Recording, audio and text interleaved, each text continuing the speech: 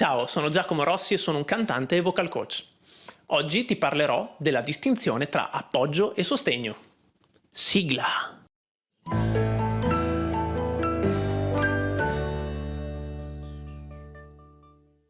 Nel precedente video abbiamo parlato della respirazione diaframmatica. Ora vedremo come applicarla al canto. Per fare questo dovremo capire la fondamentale distinzione tra appoggio e sostegno. L'appoggio è il lavoro dei muscoli intercostali che mantengono le costole aperte quando i polmoni si riempiono d'aria. Quando ciò avviene, il diaframma si contrae e rimane contratto e abbassato. L'appoggio è di fatto quindi l'atto di trattenere l'aria. Possiamo infatti provare l'azione dei muscoli intercostali semplicemente inspirando come se fossimo un palloncino che si gonfia e si allarga e poi rimanere in apnea qualche secondo. Sentiamo che nel momento in cui rimaniamo in apnea, i muscoli intercostali mantengono le costole aperte e il diaframma rimane schiacciato. Nel momento in cui facciamo questo, sono soltanto i muscoli intercostali che lavorano per mantenere il nostro palloncino gonfio.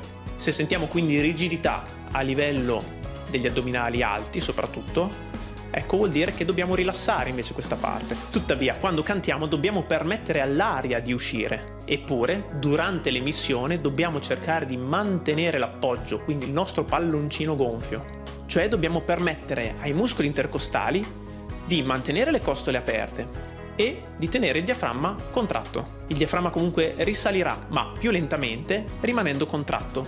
In questo modo riusciamo a controllare attivamente la quantità di aria in uscita. Ed ecco che entra in gioco il sostegno.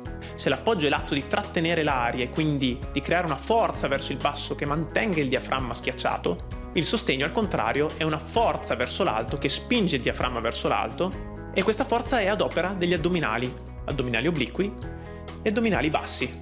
Non coinvolge invece gli addominali alti se non indirettamente o per reazione al lavoro degli altri muscoli. Dobbiamo quindi cercare di mantenere gli addominali alti il più possibile rilassati, per cui è utile pensare di buttare fuori la pancia in un certo senso. Se infatti rimaniamo rigidi a questo livello qua, quindi contraiamo gli addominali, sentite che già la voce inizia a bloccarsi, perché sto stringendo e stringendo si stringe anche la gola. Quando serve il sostegno? Il sostegno agisce sempre in concomitanza con l'appoggio. Però il suo lavoro è maggiore quando vogliamo ottenere più potenza nella voce o un suono più pieno. Lavorerà invece di meno quando cerchiamo un suono più morbido e delicato. Il lavoro dell'appoggio dovrebbe invece essere sempre attivo, sempre allo stesso modo. Tutto questo a livello teorico, poi nella pratica bisogna sempre cercare la maggiore naturalezza e rilassatezza. Dobbiamo sentirci come uno strumento dinamico, elastico e non dobbiamo mai vederlo come un atto meccanico il voler usare la voce o il respiro. Ci sarebbe molto altro da dire sull'equilibrio muscolare tra appoggio e sostegno in relazione alla voce. Se sei interessato, scrivilo nei commenti e magari ci dedicherò qualche altro video di approfondimento. L'unica cosa che vi consiglio per ora è di prendere confidenza con il vostro corpo, con la respirazione, ascoltarvi, sentirvi e sentire come il vostro corpo lavora nel momento in cui respirate. Questo è il primo passo per ottenere una respirazione corretta e naturale e quindi poi anche di utilizzare la voce in maniera più equilibrata. Bene, se ti è piaciuto questo video lascia un like e iscriviti al canale. Se sei interessato al mio video corso completo trovi il link in descrizione. Se hai delle domande scrivile nei commenti o contattami in privato. Ci vediamo settimana prossima per una nuova pillola sul canto. Ciao!